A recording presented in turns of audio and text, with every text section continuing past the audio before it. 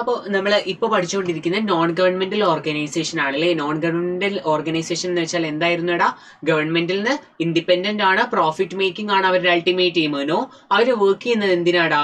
Social, political അല്ലെങ്കിൽ എൻവയോൺമെന്റൽ ആയിട്ടുള്ള issues എന്ത് ചെയ്യാൻ വേണ്ടിയിട്ട്, അല്ലെ, മറികടക്കാൻ വേണ്ടിയിട്ടാണ് അവർ വർക്ക് ചെയ്യുന്നത്. ഇവർക്ക് ഫണ്ട് എവിടുന്ന കിട്ടുന്ന ഡൊണേഷൻസിലെ അതിൽ മെമ്പേഴ്സിനെ ഡൊണേറ്റ് ചെയ്യുന്നുണ്ടായിരിക്കും. പിന്നെ ഗവൺമെന്റ് ഗ്രാൻസ് ഒക്കെ കിട്ടും. അതിന് എക്സാമ്പിൾ ആണ് ഗ്രീൻ പീസ്. ഇതൊക്കെ നമുക്ക് എന്താ ഗ്രീൻ പീസ് നോക്കാം. ഗ്രീൻ പീസ് എന്ന് വെച്ചാൽ മക്കളെ ഇന്റർനാഷണൽ എൻവയോൺമെന്റൽ ആയിട്ടുള്ള ഒരു നോൺ ഗവൺമെന്റൽ ഓർഗനൈസേഷൻ ആണ്. ഇതെന്തിനാ മക്കളെ വർക്ക് ചെയ്യുന്നത്? നാച്ചറിനെ പ്രൊട്ടക്ട് ചെയ്യാന്, ഫൈറ്റ് ക്ലൈമറ്റ് ചേഞ്ച് ഒക്കെ ഇപ്പൊ നമുക്ക് ഭയങ്കര എന്താ പറയാ ഭയങ്കരമായിട്ട് വരുന്നില്ലേ അല്ലെ? കാരണം എന്താണ്? ഹ്യൂമൻസ് അത്രയും എൻവയോൺമെന്റിന് എന്ത് ചെയ്യുന്നുണ്ട്?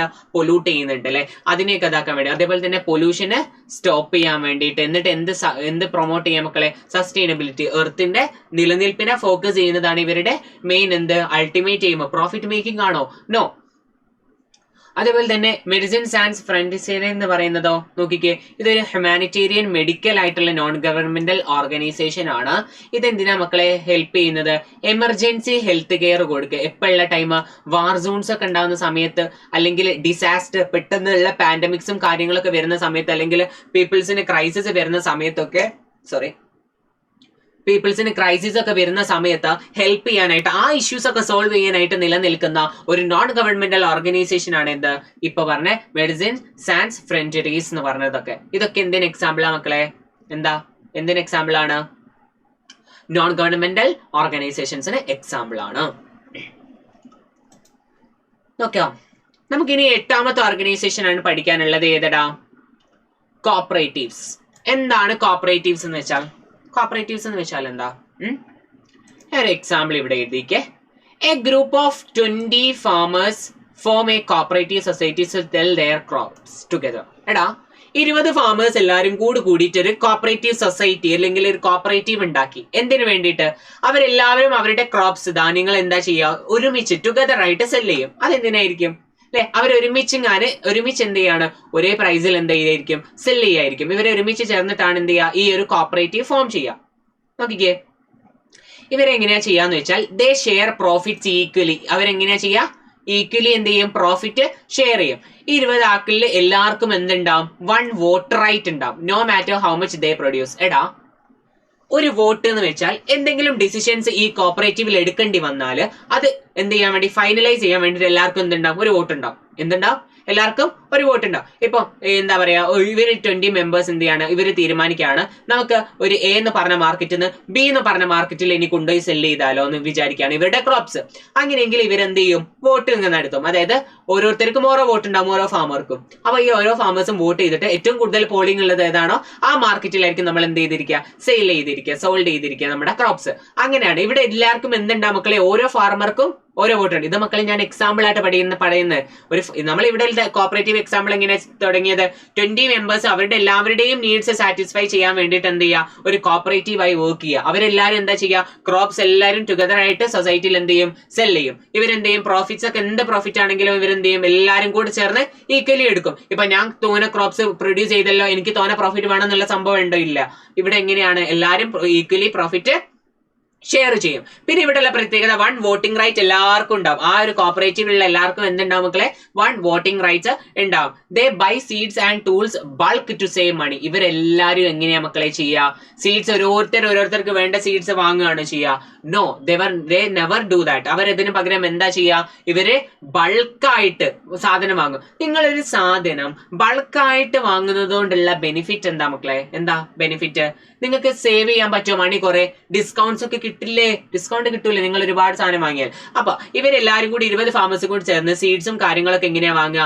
ഒരുമിച്ചാണ് വാങ്ങുക. എന്തിനു വേണ്ടിയിട്ട്? To save money. ഇവരുടെ ഗോൾ എന്താ മക്കളെ? ഒരാൾക്ക് മാത്രം പ്രോഫിറ്റ് ഉണ്ടാക്കലാണോ? No, support each other, not just make profit. ഇവരെല്ലാവരും ഈ ഒരു കമ്മ്യൂണിറ്റിയിലുള്ള ആൾക്കാർ, അതായത് ഈ ഒരു ഫാമേഴ്സിനെ മൊത്തം സംരക്ഷിക്കുക, അവരെ സപ്പോർട്ട് ചെയ്യുക എന്നുള്ളതാണ് ഇവരുടെ എന്താ ഡ്യൂട്ടി മക്കളെ. ഇവരുടെ ഡ്യൂട്ടി എന്താണ്? ഇവരെല്ലാവരും അങ്ങോട്ടും ഇങ്ങോട്ടും സപ്പോർട്ട് ചെയ്യുക. അതുകൊണ്ടാണ് ഇവർ എത്ര ധാന്യം തോന്നുണ്ടാക്കിയാൽക്കും തോനെ പ്രോഫിറ്റ് കൊടുക്കുന്നുണ്ടോ? നോ, അതിന് പകരം ഇവരെന്താ ചെയ്യുന്നത്? പ്രോഫിറ്റ് ഈക്വലി എന്ത് ചെയ്യാണ്? സ്പ്ലിറ്റ് ചെയ്ത് കൊടുക്കുകയാണ്. ഇനി നമുക്ക് ഇവിടേക്ക് വായിച്ചു നോക്കിയാലോ? കോപ്പറേറ്റീവ്സ് കുറെയൊക്കെ മനസ്സിലായില്ലേ? നോക്കാം. Owned and control by members. മക്കളെ ഈ കോപ്പറേറ്റീവ് മൊത്തം നമ്മളെ ഫാമേഴ്സിന്റെ കേസിൽ ആരാ കൺട്രോൾ ചെയ്യുന്നതും ഓൺ ചെയ്യുന്നതും കൺട്രോൾ ചെയ്യുന്നതും ആരായിരിക്കും? മെമ്പേഴ്സ് തന്നെയായിരിക്കും. അതായത് അവിടെയുള്ള ഫാമേഴ്സ് ആണെങ്കിൽ ഫാമേഴ്സ് ആയിരിക്കും അല്ലെ. Each member has vote, 1 vote ഉണ്ട്. ഇതിനെ നമുക്ക് ഡെമോക്രാറ്റിക് കൺട്രോൾ എന്ന് പറയും മക്കളെ. എന്താ മക്കളെ ഡെമോക്രാറ്റിക് കൺട്രോൾ എന്ന് വെച്ചാൽ? ഇതൊന്ന് വായിച്ചു നോക്കിക്കേ. Democratic control means that every member has an equal say in decision making അല്ലെ. എല്ലാവർക്കും ഒരേപോലെ എന്തുണ്ട് ഡിസിഷൻ മേക്കിംഗിലെ പവർ. ഡിസിഷൻ മേക്കിംഗ് എന്ന് വെച്ചാൽ എന്താ? തീരുമാനങ്ങൾ എടുക്കുമ്പോൾ പറയാനായിട്ട് എല്ലാവർക്കും ഒരേപോലെ അവകാശമുണ്ട്. Regardless of how much money or share they have. ഇപ്പൊ ഒരുപാട് ക്രോപ്സ് അല്ലെങ്കിൽ ഒരുപാട് ക്രോപ്സ് ഉള്ളവർക്ക് ഒരുപാട് ഡിസിഷൻ മേക്കിംഗ് പവർ എന്നുള്ള സംഭവം ഉണ്ടോ? No, everyone has equal say. Equal ആയിട്ട് സേ ചെയ്യാനുള്ള അവകാശം എവിടെ ഉണ്ട്? കോപ്പറേറ്റീവ്സിൽ ഉണ്ട്. അപ്പൊ മക്കളെ അതിനെയാണ് നമ്മൾ എന്ത് പേര് പറയാ? ഡെമോക്രാറ്റിക് കൺട്രോൾ എന്ന് പേര് പറയാം. ഇവിടെ മക്കളെ പ്രോഫിറ്റ്സ് എങ്ങനെയാ ചെയ്യുക? ഇവര് യൂഷ്വലി ഇവരുടെ മെമ്പേഴ്സിന്റെ ഇടയിൽ തന്നെ എന്ത് ചെയ്യും? ഈക്വലി ആയിട്ട് ഷെയർ ചെയ്യും. ഇവർ എന്തിനാ മക്കളെ വർക്ക് ചെയ്യുന്നത്? പ്രോഫിറ്റിനാണോ? Not just make profit. അതിന് പകരം എന്തിനാണ്? Meet members needs. അതിലുള്ള മെമ്പേഴ്സിന്റെ നീഡ്സ് മീറ്റ് ചെയ്യാൻ വേണ്ടിയിട്ടാണ് ഇവർ എന്ത് ചെയ്യുന്നത് മക്കളെ? വർക്ക് ചെയ്യുന്നുണ്ടായിരിക്കാം. സെറ്റാണോ? ഇവരെന്തിനാ വർക്ക് ചെയ്യുന്നത്? അതിലുള്ള മെമ്പേഴ്സിന്റെ എയിം മീറ്റ് ചെയ്യാൻ വേണ്ടിയിട്ടാണ് ഇവരെന്ത് ചെയ്യുന്നുണ്ടായിരിക്കുക? ഇവര് പ്രയത്നിക്കുന്നുണ്ടായിരിക്കാം. ഇത് മെയിൻലി വരുന്നത് എവിടെയാ നോക്കിക്കേ? ഫാമിംഗ്, റീറ്റെയിൽ ആൻഡ് ഹൗസിംഗ് സെക്ടേഴ്സിലൊക്കെയാണ് എന്ത് വരുന്നത്? കോപ്പറേറ്റീവ് ഓർഗനൈസേഷൻസ് വരുന്നത്. കോപ്പറേറ്റീവ്സ് സെറ്റ് ആണോ മക്കളെ? എന്താ കോപ്പറേറ്റീവ്സ് എന്ന് വെച്ചാൽ ഒന്നും കൂടി ഞാൻ പറഞ്ഞുതരാം. Owned and control by its members അല്ലെ. അതിന്റെ മെമ്പേഴ്സ് തന്നെയായിരിക്കും ഓൺ ചെയ്യുന്നതും കൺട്രോൾ ചെയ്യുന്നതും. ഓരോ മെമ്പർക്കും എന്തുണ്ടായിരിക്കും? ഓരോ വോട്ട് ഉണ്ടായിരിക്കും. പ്രോഫിറ്റ് ഇവരെന്താ ചെയ്യുക? എമംഗ് മെമ്പേഴ്സിന്റെ ഇടയിൽ എന്ത് ചെയ്യും? ഡിസ്ട്രിബ്യൂട്ട് ചെയ്യും. ഇവരെന്തിനാ വർക്ക് ചെയ്യുന്നത്? പ്രോഫിറ്റിന് വേണ്ടിയിട്ടാണോ? നോ. പക്ഷേ അത് എന്തിനു വേണ്ടിയിട്ടാണ് ഇവര് വർക്ക് ചെയ്യുന്നത്? നീഡ്സ്, നമ്മുടെ ആ ഒരു മെമ്പേഴ്സിന്റെ നീഡ്സ് സാറ്റിസ്ഫൈ ചെയ്യാനാണ് ഇവര് വർക്ക് ചെയ്യുന്നത്. ഇത് മെയിൻലി എവിടെയാ മക്കളെ കാണുന്നത്? എവിടെയാ വരുന്നത്? ഇത് മെയിൻലി ഫാമിംഗ്, റീറ്റെയിൽ ഇൻഡസ്ട്രീസിലാണ് ഇത് മെയിൻലി വരുന്നത്.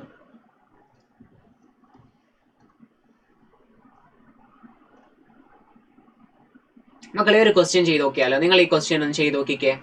നിങ്ങളൊന്ന് വായിച്ച ഈ ക്വസ്റ്റ്യൻ.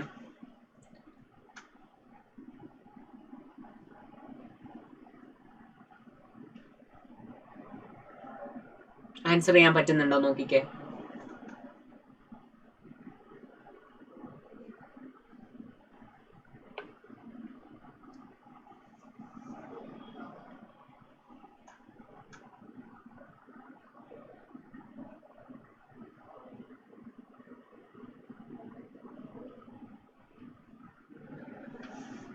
പറ്റുന്നുണ്ടോ? നമുക്കൊരു ക്വസ്റ്റ്യൻ വായിച്ചു നോക്കാം.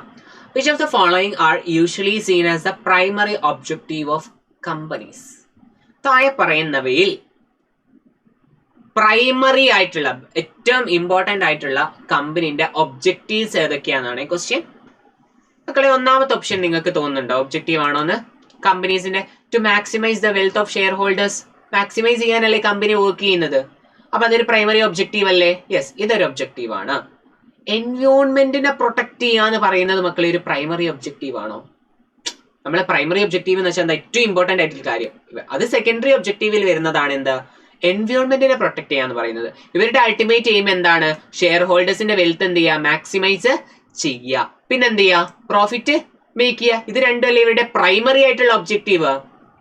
പ്രൈമറി ആയിട്ടുള്ള ഒബ്ജക്റ്റീവ് അതല്ലേ? എന്തൊക്കെ? ഷെയർ ഹോൾഡേഴ്സിന്റെ വെൽത്ത് മാക്സിമൈസ് ചെയ്യുക, പിന്നെന്തും പ്രോഫിറ്റ് മേക്ക് ചെയ്യുക. എൻവയോൺമെന്റൽ പ്രൊട്ടക്ട് ചെയ്യുക എന്നൊക്കെ പറയുന്ന അവരുടെ സെക്കൻഡറി ആക്ടിവിറ്റി അല്ലെ. അത് പല കമ്പനീസും ചെയ്യുന്നില്ല. പല കമ്പനീസും ചെയ്യുന്നത് എന്തായിട്ടാ? സെക്കൻഡറി ആക്ടിവിറ്റി ആയിട്ടാണ്. ഏറ്റവും ഇമ്പോർട്ടന്റ് ഇവരുടെ എന്താണ്? ഷെയർ ഹോൾഡേഴ്സിന്റെ എന്ത് ചെയ്യുക? വെൽത്ത്, സമ്പാദ്യം മാക്സിമൈസ് ചെയ്യുക. പിന്നെ എന്താ മക്കളെ അടുത്ത ഡ്യൂട്ടി? പ്രോഫിറ്റ് മേക്ക് ചെയ്യുക. അപ്പൊ ഏതാ മക്കളെ ഓപ്ഷൻ നിങ്ങൾ എക്സാമിന് എഴുതുക? ഏതാ? ഡി ആണ് കറക്റ്റ് ആൻസർ അല്ലേ. I and I only. Set അല്ലേ മക്കളെ? നമുക്ക് നോക്കാം. Sectors in which organisation operate. അതായത് ഒരു ഓർഗനൈസേഷൻ ഓപ്പറേറ്റ് ചെയ്യുന്ന സെക്ടേഴ്സ് ഏതൊക്കെയാണ്? എവിടെയൊക്കെയാ ഒരു ബിസിനസ് ഓർഗനൈസേഷൻ വരുന്ന സെക്ടേഴ്സ്? നോക്കിക്കേ മക്കളെ. അഗ്രികൾച്ചർ ഫീൽഡിൽ ബിസിനസ്സുകളില്ലേ? ചെയ്യുന്നില്ലേ അഗ്രികൾച്ചറിൽ? ഇപ്പൊ പ്രൊഡക്ഷൻ ചെയ്യുന്ന ബിസിനസ്സുകളുണ്ട് അഗ്രികൾച്ചർ. അതായത് ധാന്യങ്ങളൊക്കെ ഉണ്ടാക്കുന്നില്ലേ, അരി ഉണ്ടാക്കുന്ന ബിസിനസ്സുകളില്ലേ? പ്രോസസ്സിങ് ചെയ്യുന്ന ബിസിനസ് ഉണ്ട് ഈ അഗ്രികൾച്ചറിനെ തന്നെ വേറെ രൂപത്തിലേക്ക് മാറ്റുന്ന പാക്കേജിങ് ചെയ്യുന്ന എന്തുണ്ട്? ബിസിനസ്സുകളുണ്ട്. അപ്പോൾ അതായത് ബിസിനസ് ഓർഗനൈസേഷൻസ് എല്ലാ സെക്ടറിലും എന്ത് ചെയ്യുന്നുണ്ട്? ഓപ്പറേറ്റ് ചെയ്യുന്നത്. അഗ്രികൾച്ചറിലല്ലേ? ഉണ്ട്. പിന്നെ മൈനിങ്ങിലില്ലേ? മൈനിങ്ങിൽ ഓർഗനൈസേഷൻസ് ഇല്ലേ? എന്താ മൈനിങ്ങിൽ ചെയ്യുക? Extraction and processing of minerals എന്ത് ചെയ്യുക, കുഴിച്ചെടുത്ത് എക്സ്ട്രാക്ട് ചെയ്തിട്ട് പ്രോസസ് ചെയ്യുന്ന പല ഓർഗനൈസേഷൻസ് എന്തുണ്ട് ഇന്ന് നിലവിൽ ഉണ്ട്. പിന്നെ അടുത്തതാണ് എന്താ ഫിനാൻസ് സ്ട്രക്ചേഴ്സ് നോക്കുകയാണെങ്കിൽ നമുക്ക് ഒരുപാട് ഓർഗനൈസേഷൻസിനെ കാണാൻ പറ്റില്ലേ? റിയലി നോക്കുകയാണെങ്കിൽ നമുക്ക് ഒരുപാട് ബാങ്ക്സ് ഒക്കെ ഇപ്പൊ വർക്ക് ചെയ്യുന്നില്ലേ? അവരുടെ മെയിൻ അൾട്ടിമേറ്റ് എയിം എന്താണ്? പ്രൊവൈഡ് ഫിനാൻസ് അല്ലെ, നമുക്ക് ആവശ്യമായിട്ടുള്ള എന്ത് പ്രൊവൈഡ് ചെയ്യുക, ഫണ്ടുകൾ പ്രൊവൈഡ് ചെയ്യാന്നുള്ളതാണ് അല്ലെ. പിന്നെ വരുന്നത് എന്താ, അതേപോലെ തന്നെ ഇത് പോയിന്റ് ആണ്, ഫിനാൻസിന്റെ പോയിന്റ് മക്കളെ. ഇൻവെസ്റ്റ്മെന്റിന് വേണ്ടിയിട്ടുള്ള ഫണ്ടൊക്കെ തരുന്നില്ല ബാങ്ക്സ് ഇല്ലേ? അപ്പൊ അവിടെ അതൊരു ഓർഗനൈസേഷൻ ആണോ, ബിസിനസ് ഓർഗനൈസേഷൻ ആണോ? യെസ് ആണ്. പിന്നെ മക്കളെ അടുത്ത് എന്താ, റീറ്റെയിലേഴ്സ് എന്ന് പറയുന്നത് എന്താ, റീറ്റെയിലേഴ്സ് ആയിട്ട് നമ്മളെ ബിസിനസ് ഓർഗനൈസേഷൻസ് എന്ത് ചെയ്യുന്നുണ്ട്, റീറ്റെയിൽ സെക്ടറിലും വർക്ക് ചെയ്യുന്നുണ്ട്. എങ്ങനെയാ?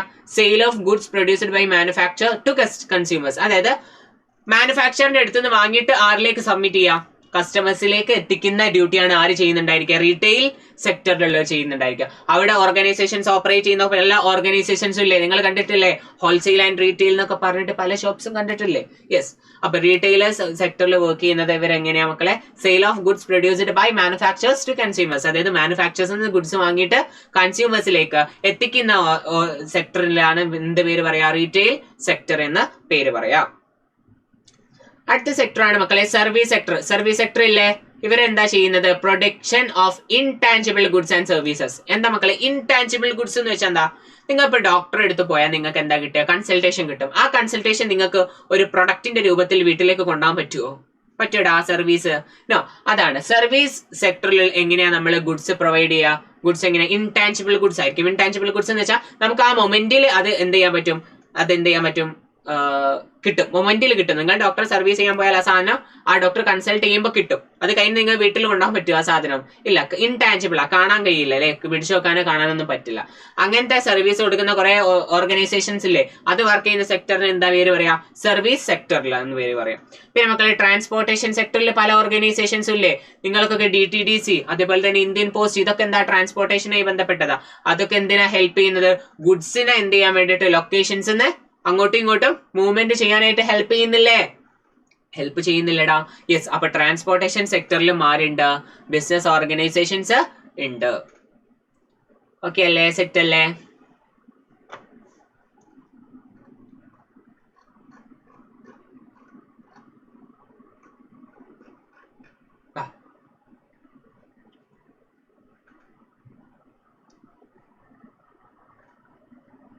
ഇനി നമുക്ക് പഠിക്കാനുള്ളത് key differences between types of organisation. ഓരോ ഓർഗനൈസേഷൻ തമ്മിലുള്ള ഒരു ടോട്ടലി നമുക്കൊന്ന് സിംപ്ലിഫൈ ചെയ്ത് ഇത്രയും പറഞ്ഞ കാര്യങ്ങൾ നമുക്കൊന്ന് ഓർത്തെടുക്കാനുള്ളതാണ്. കീ ഡിഫറൻസസ് നോക്കാം ഓരോ ഓർഗനൈസേഷനും തമ്മിലുള്ള. റെഡിയാണോ? സെറ്റ് അല്ലേ? നോക്കാം. ഓണർഷിപ്പ് നോക്കുകയാണെങ്കിൽ പ്രൈവറ്റ് സെക്ടറിൽ ഓണർഷിപ്പ് ആരായിരിക്കും മക്കളെ? ഇൻഡിവിജ്വൽസ് ആയിരിക്കും, അല്ലെങ്കിൽ പാർട്ട്നേഴ്സ് ആയിരിക്കും, അല്ലെങ്കിൽ ഷെയർ ഹോൾഡേഴ്സ് ആയിരിക്കും. പ്രൈവറ്റ് സെക്ടറിൽ എന്തായിട്ടുണ്ടായിരിക്കും? ഓണർഷിപ്പ് ഉണ്ടാവുന്നവരുണ്ടായിരിക്കാം. പബ്ലിക് സെക്ടറിലാണ് എല്ലാം ആരായിരിക്കും മക്കളെ? ഓൺഡ് മാനേജ്ഡ് ബൈ ഗവൺമെന്റ് ആയിരിക്കും അല്ലെ. ചാരിറ്റീസ് ആണെങ്കിൽ ആരാ മാനേജ് ചെയ്യുന്നുണ്ടായിരിക്കുക? ട്രസ്റ്റീസ് ഉണ്ടാവും, അല്ലെങ്കിൽ ആ ചാരിറ്റിക്ക് എന്തുണ്ടാവും? ബോർഡ്സ് ഉണ്ടാവും. ഇവരായിരിക്കും എന്ത് ചെയ്യുന്നുണ്ടായിരിക്കുക? മാനേജ് ചെയ്യുന്നുണ്ടായിരിക്കുക. ഇനി കോപ്പറേറ്റീവ്സ് ആണെങ്കിലോ ഓൺഡ് ആൻഡ് ഡെമോക്രാറ്റിക്കലി. നമ്മൾ ഡെമോക്രാറ്റിക്കലിന്റെ മീനിങ് പറഞ്ഞില്ലേ, എല്ലാവർക്കും ഈക്വൽ ആയിട്ട് ഡിസിഷൻ മേക്കിംഗ് പവർ ഉണ്ട്. ആരായിരിക്കും കോപ്പറേറ്റീവ് മെയിൻറ്റെയിൻ ചെയ്യുന്നുണ്ടായിരിക്കും? ഓണർഷിപ്പ് ആയതുകൊണ്ട് മെമ്പേഴ്സ് അല്ലേ, അതിലെ മെമ്പേഴ്സ് അല്ലേ. നമ്മൾ ഫാമിങ്ങിന്റെ എക്സാമ്പിൾ പറഞ്ഞപ്പോൾ ഫാമേഴ്സ് അല്ലേ അതിലെ മെമ്പേഴ്സ്. അവർ 20 പേര് കൂടി ചേർന്ന് എന്ത് തുടങ്ങിയതാണ് മക്കളെ? കോപ്പറേറ്റീവ് തുടങ്ങിയതാണ് അല്ലെ. യെസ്. കോപ്പറേറ്റീവ് ആണെങ്കിൽ ആരാണ്? ഓൺഡ് ആൻഡ് ഡെമോക്രാറ്റിക്കലി കൺട്രോൾ ചെയ്യുന്നത് ആരായിരിക്കും? അതിലെ മെമ്പേഴ്സ് തന്നെ ആയിരിക്കും. സെറ്റ് ആണോ? ഇനി നമുക്ക് ഒബ്ജക്റ്റീവ്സ് നോക്കാവേ. നോക്കിക്കേ, പ്രൈവറ്റ് സെക്ടറിന്റെ ഒബ്ജക്റ്റീവ് എന്താ? പ്രോഫിറ്റ് മേക്കിംഗ് അല്ലേ. എന്നിട്ട് ആരുടെ വെൽത്ത് മാക്സിമൈസ് ചെയ്യുക? ഓണേഴ്സിന്റെ വെൽത്ത് മാക്സിമൈസ് ചെയ്യുക, ഓണേഴ്സിന്റെ സമ്പാദ്യം എന്ത് ചെയ്യുക? മാക്സിമൈസ് ചെയ്യുക എന്നുള്ളതാണ് ആരുടെ ഡ്യൂട്ടി, ആരുടെ എയിം, ആരുടെ ഒബ്ജക്റ്റീവ്? പ്രൈവറ്റ് സെക്ടർ ഓർഗനൈസേഷന്റെ ഒബ്ജക്റ്റീവ്. ഇനി മക്കളെ പബ്ലിക് സെക്ടർ ഓർഗനൈസേഷന്റെ ഒബ്ജക്റ്റീവ് എന്താ? Deliver public service and implement policy. മക്കളെ നമ്മൾ പല ഗവൺമെന്റ് ഓർഗനൈസേഷനും, പബ്ലിക് സെക്ടർ ഓർഗനൈസേഷൻ എന്ന് വെച്ചാൽ ആരാ? Operate and owned by government ആണ് അല്ലെ. ഇവരുടെ ഡ്യൂട്ടി എന്തായിരിക്കും എടാ? ഡെലിവർ പബ്ലിക് സർവീസസ് അല്ലെ. ആർക്ക് പബ്ലിക് സർവീസ് കൊടുക്കുക? നമ്മുടെ ജനങ്ങൾക്ക് വേണ്ടി ആവശ്യമായിട്ടുള്ള പബ്ലിക് ആയിട്ട് ആവശ്യമായിട്ടുള്ള സർവീസസ് പ്രൊവൈഡ് ചെയ്യലാണ് ഏത് സെക്ടറിലുള്ള ഓർഗനൈസേഷന്റെ ഡ്യൂട്ടി? പബ്ലിക് സെക്ടർ ഓർഗനൈസേഷന്റെ ഡ്യൂട്ടി. ഇനി ചാരിറ്റീസിന്റെ ഡ്യൂട്ടി എങ്ങനെയാണ് വരുന്നത്? ചാരിറ്റീസിന്റെ ഡ്യൂട്ടി എന്താ?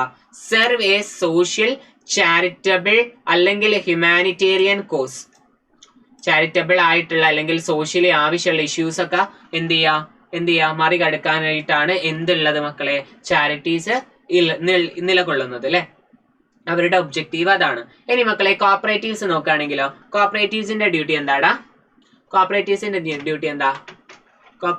ഡ്യൂട്ടി എന്താ? Meet the needs of members fairly and equitably. അങ്ങനെ വെച്ചാ എന്താ മക്കളെ? കോപ്പറേറ്റീവ്സ് എന്തിനാ മക്കളെ വർക്ക് ചെയ്യുന്നത്? അതിന്റെ മെമ്പേഴ്സ് അവരുടെ ഒബ്ജക്റ്റീവ് എന്താ? പ്രോഫിറ്റ് മേക്കിംഗ് ആണോ? അൾട്ടിമേറ്റ് എയിം അതല്ല. മെമ്പേഴ്സിന്റെ നീഡ്സ് എന്ത് ചെയ്യുക? സാറ്റിസ്ഫൈ ചെയ്യുക. ഫെയർലി എല്ലാവരുടെയും നീഡ്സ് എന്ത് ചെയ്യുക? സാറ്റിസ്ഫൈ ചെയ്യുക എന്നുള്ളതാണ് ആരുടെ ഡ്യൂട്ടി? കോപ്പറേറ്റീവ്സിന്റെ ഡ്യൂട്ടി വരുന്നത്. ഇനി ഇവരൊക്കെ ഇടപെടുന്ന ആക്ടിവിറ്റീസ് എന്താ മക്കളെ? ആക്ടിവിറ്റീസ് എന്താ? ഡിഫറെന്റ് ആയിരിക്കില്ല. വാരി ബേസ്ഡ് ഓൺ ഗോൾസ്. ഇവരുടെ ഗോൾ അനുസരിച്ച് മാറും. ഇപ്പൊ ചാരിറ്റി ചെയ്യുക എന്തായിരിക്കും? ഡൊണേഷൻസ് ഒക്കെ പോലുള്ള കാര്യങ്ങൾ എങ്ങനെ എന്ത് ചെയ്യും? എല്ലാ നാട്ടിലും പോയിട്ട് എന്ത് ചെയ്യും? ഡൊണേഷൻസ് ഒക്കെ സ്വീകരിക്കും എന്നുള്ളതായിരിക്കും. അപ്പൊ ഓരോതിന്റെ ആക്ടിവിറ്റീസ് എന്തായിരിക്കും? ചേഞ്ച് ആയിരിക്കില്ലേ? അതിന്റെ ഗോൾസ് അനുസരിച്ച് എന്ത് ചെയ്യും? വാരി ചെയ്യാന്ന് വെച്ചാൽ എന്താ? ചേഞ്ച് ആയിക്കൊണ്ടിരിക്കും. ചില ബിസിനസ് എന്ത് ചെയ്യും മക്കളെ? പ്രൊഡക്ട്സ് സെല് ചെയ്യും അല്ലെങ്കിൽ സർവീസ് പ്രൊവൈഡ് ചെയ്യും. വൈൽ പബ്ലിക് ബോഡീസ് ഒക്കെ ആണെങ്കിൽ എങ്ങനെയാ? പ്രൊവൈഡ് ഹെൽത്ത് കെയർ, എഡ്യൂക്കേഷൻ അതൊക്കെ ആയിരിക്കും ചെയ്യുന്നുണ്ടായിരിക്കും അല്ലെ. ഓരോ ഇൻഡസ്ട്രി അനുസരിച്ച് അല്ലെങ്കിൽ ഓരോ ബിസിനസിന്റെ ഒബ്ജക്റ്റീവ് അനുസരിച്ച് എന്ത് ചെയ്യും? അവർ ചെയ്യുന്ന ആക്ടിവിറ്റീസ് എന്ത് ചെയ്യും? ചേഞ്ച് ആയിക്കൊണ്ട് ഇരിക്കുന്നതായിരിക്കും. ഇനി മക്കളെ ഈ ഓർഗനൈസേഷനൊക്കെ ഫണ്ടിങ് എവിടുന്നാ കിട്ടുന്നത്? പ്രൈവറ്റ് സെക്ടറിൻ്റെതാണെങ്കിൽ ആരായിരിക്കും ഫണ്ട് കൊണ്ടുവരുന്നുണ്ടായിരിക്കുക? ഓണേഴ്സ്. അല്ലെങ്കിൽ കഴിഞ്ഞ വർഷത്തെ പ്രോഫിറ്റ് എന്ത് ചെയ്യും? അവര് റീഇൻവെസ്റ്റ് ചെയ്യും. അല്ലെങ്കിൽ ലോൺ വഴി ഫണ്ട് കിട്ടൂലേ? ലോൺ വഴി കിട്ടൂലേ അല്ലെ? പ്രൈവറ്റ് സെക്ടർ ഓർഗനൈസേഷൻ എവിടുന്നൊക്കെയാ ഫണ്ടിങ് കിട്ടുക? ഒന്നെങ്കിൽ ഓണർ കൊണ്ടുവന്നിട്ടുണ്ടാവും, അല്ലെങ്കിൽ പ്രോഫിറ്റ്സ് ഉണ്ടാവും അവർക്ക് കഴിഞ്ഞ വർഷത്തെ, അല്ലെങ്കിൽ എവിടുന്ന് കിട്ടും? ലോൺ വഴി എടുക്കും. പബ്ലിക് സെക്ടറിനാണെങ്കിലോ ആര് കൊണ്ടുവരും? ഗവൺമെന്റ് ടാക്സ് റവന്യൂ വഴിയാണ് എന്ത് ചെയ്യുക? ഫണ്ടിങ് വരുന്നത്. ചാരിറ്റീസ് ആണെങ്കിലോ മക്കളെ അവർക്ക് എങ്ങനെയാ ഫണ്ടിങ് കിട്ടുക? സോഴ്സസ് ഓഫ് ഡൊണേഷൻസ് വഴി അല്ലെ. ഗ്രാൻഡ്, ഫണ്ട് റൈസിങ് അതൊക്കെ ഉണ്ടാവും. അതുവഴിയൊക്കെയാണ് ആർക്കുള്ള ഫണ്ട് കിട്ടുന്നത്? ചാരിറ്റീസിനുള്ള ഫണ്ട് കിട്ടുന്നത്. ഇനി കോപ്പറേറ്റീവ്സിനുള്ള ഫണ്ട് ആണെങ്കിലോ മക്കളെ ആരാ കൊണ്ടുവരിക? മെമ്പേഴ്സ് ആയിരിക്കും കൊണ്ടുവരിക അല്ലെ. അതിലുള്ള മെമ്പേഴ്സ് ആയിരിക്കും കൊണ്ടുവരിക. എന്നിട്ട് ഇവർക്ക് എന്തെങ്കിലും പ്രോഫിറ്റ് ഉണ്ടെങ്കിൽ അത് ഇവരെന്ത് ചെയ്യും? റീഇൻവെസ്റ്റ് ചെയ്യും. ഇതിലേക്ക് തന്നെ, കോപ്പറേറ്റീവിലേക്ക് തന്നെ. എന്തിനു വേണ്ടിയിട്ട്? അവരുടെ ഫ്യൂച്ചർ നീഡ്സ് സാറ്റിസ്ഫൈ ചെയ്യാനായിട്ട് വേണ്ടിയിട്ട്. ഓക്കെ ആണോ? സെറ്റ് ആണോ അല്ലെ? ഇനി ഈ ഒക്കെ ഓർഗനൈസേഷന്റെ സൈസ് എന്ന് വെച്ചാൽ എന്താ? ചിലത് സ്മോൾ ആയിരിക്കും അല്ലെ, സ്മോൾ ലോക്കൽ ബിസിനസ് ആയിരിക്കും. അല്ലെങ്കിൽ ചിലത് എന്തായിരിക്കും? ഗ്രൂപ്പ് ആയിരിക്കും. ചിലത് എന്തായിരിക്കും? ലാർജ് മൾട്ടിനാഷണൽ ഫേംസ് ആയിരിക്കും. അല്ലെങ്കിൽ ചിലത് എന്തായിരിക്കും മക്കളെ? ഗവൺമെന്റ് ഏജൻസീസ് അല്ലെ. സൈസ് എന്താണ്? ഡിപ്പെൻസ്. ഓരോന്നനുസരിച്ച് എന്ത് ചെയ്യും? വാരി ചെയ്തുകൊണ്ടിരിക്കും. ഓക്കെ ആണോ? ഇനി മക്കളെ ലയബിലിറ്റിന്റെ കേസ് നോക്കിയാലോ. സോൾ ട്രേഡറിനും പാർട്ണർഷിപ്പിനും എന്തായിരുന്നു നമ്മൾ പഠിച്ചത്? അൺലിമിറ്റഡ് ലയബിലിറ്റി അല്ലേ പഠിച്ചത് അല്ലെ. എന്തൊക്കെ ലയബിലിറ്റി വന്നാലും ആര് വീട്ടേണ്ടി വരും? ഓണേഴ്സും അല്ലെങ്കിൽ പാർട്ട്നേഴ്സും വീട്ടേണ്ടി വരും. കമ്പനീസ് ആണെങ്കിൽ മക്കളെ സുഖം എന്താ? ഷെയർ ഹോൾഡേഴ്സിന്റെ ലയബിലിറ്റി എന്തായിരിക്കും? ലിമിറ്റഡ് ആയിരിക്കും. ഇനി മക്കളെ പബ്ലിക് സെക്ടർ ആണെങ്കിലോ, പബ്ലിക് സെക്ടർ ഓർഗനൈസേഷൻ ആണെങ്കിൽ എന്താ ഗുണം? ഈ ലയബിലിറ്റി ഒക്കെ ആരാ വീട്ടേണ്ടി വരിക? സ്റ്റേറ്റ്, ഗവൺമെന്റ് അല്ലേ.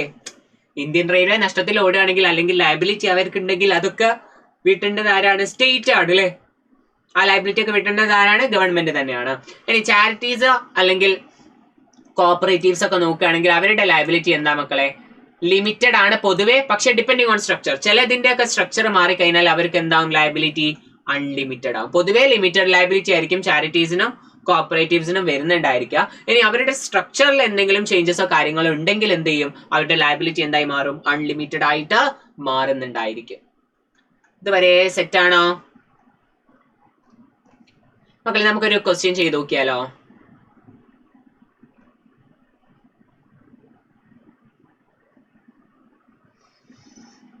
നമുക്ക് വായിച്ചു നോക്കാം ക്വസ്റ്റ്യൻ.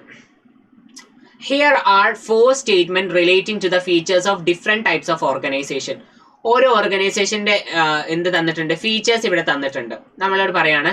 എന്നിട്ട് താഴ്ന്ന് നമ്മൾ എന്ത് ചെയ്യാൻ വേണ്ട? ഐഡന്റിഫൈ ചെയ്യാണ് വേണ്ടത് ഏതിന്റെ ഫീച്ചർ ആണ് പറഞ്ഞിട്ടുള്ളത് എന്ന് നോക്കാം. ഒന്നാമത്തെ ഫീച്ചർ നോക്കാം. This type of organization can sell its shares to the public. മക്കളെ പബ്ലിക്കിന് ഷെയർസ് സെയിൽ ചെയ്യുന്ന കമ്പനിനെ നമ്മൾ എന്താ പേര് പഠിച്ചത്? താഴെ ഇവിടെ നോക്കിയ ഒരു കമ്പനി ഉണ്ട്. പ്രൈവറ്റ് ലിമിറ്റഡ് കമ്പനി എന്ന് പറയോ? ഇല്ല. പാർട്ണർഷിപ്പ് ആണോ? നോ. പബ്ലിക് ലിമിറ്റഡ് കമ്പനി ആണോ? അല്ലേ? പബ്ലിക് ലിമിറ്റഡ് കമ്പനി അല്ലേ? യെസ്. എന്താ? പബ്ലിക് ലിമിറ്റഡ് കമ്പനി അല്ലേ? നമുക്ക് എന്ത് ചെയ്യാം? പബ്ലിക് ലിമിറ്റഡ് കമ്പനിന്റെ ഇവിടെ പോയിട്ട് എന്ന് പേര് കൊടുക്കാം അല്ലേ? പബ്ലിക് ലിമിറ്റഡ് കമ്പനി ഒക്കെയാണ് എന്ത് പറ്റുക മക്കളെ? ഷെയർസ് പബ്ലിക്കിലേക്ക് സെയിൽ ചെയ്യാനായിട്ട് പറ്റുക.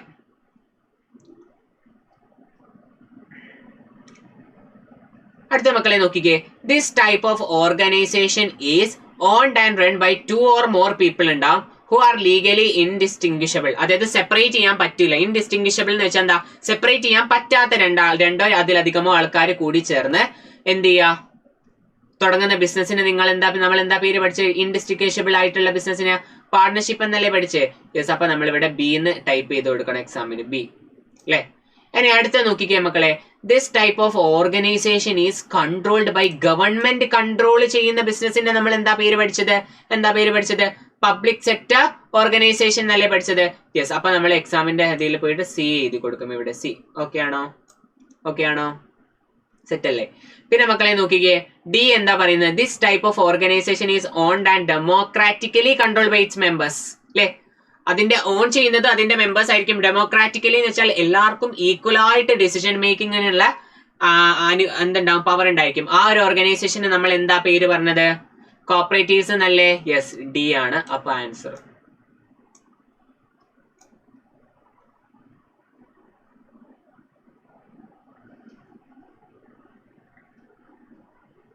മക്കളെ ഇവിടെ ഒരു ചോദ്യമാണ്. ബിലോ 4 types ഓഫ് ഓർഗനൈസേഷൻ നമുക്ക് തന്നിട്ടുണ്ട്. Charities, schools, limited companies, police forces അല്ലെ? Right down which two of the above are most likely to be classified as part of the private sector by selecting 2 letters. ഇത് മുകളിൽ പറയുന്നവയിൽ മക്കളെ private സെക്ടറിൽ അണ്ടറിൽ നമുക്ക് ക്ലാസിഫൈ ചെയ്യാൻ പറ്റുന്ന ഇത് ഏതൊക്കെയാണ്? ഓർഗനൈസേഷൻ ഏതൊക്കെയാ? പ്രൈവറ്റ് സെക്ടർ ഓർഗനൈസേഷൻ മക്കളെ മെയിൻലി അവരുടെ എയിം എന്തായിരിക്കും? പ്രോഫിറ്റ് ആയിരിക്കും. അപ്പൊ ചാരിറ്റി വരുമോ? ചാരിറ്റി വരൂല. പോലീസ് ഫോഴ്സ് എന്താ മക്കളെ? ഗവൺമെന്റൽ ഓർഗനൈസേഷൻ അല്ലേ? ഗവൺമെന്റ് പബ്ലിക് സെക്ടർ ഓർഗനൈസേഷനാ. അപ്പൊ ഗവൺമെന്റ് വരുമോ? ഇല്ല. നമ്മൾ പ്രൈവറ്റ് സെക്ടർ. രണ്ടെണ്ണം ഏതൊക്കെയാ? സ്കൂൾസ് പ്രൈവറ്റ് സെക്ടറിൽ വരുന്നില്ലേ? അൾട്ടിമേറ്റ് എയിം പ്രോഫിറ്റിലായണ്ട. പിന്നെ ലിമിറ്റഡ് കമ്പനീസും എന്തിന്റെ സെക്ടറിൽ വരുന്നതാണ്? പ്രൈവറ്റ് സെക്ടർ കമ്പനീസിന്റെ അണ്ടറിൽ വരുന്ന ഐറ്റംസ് ആണ്.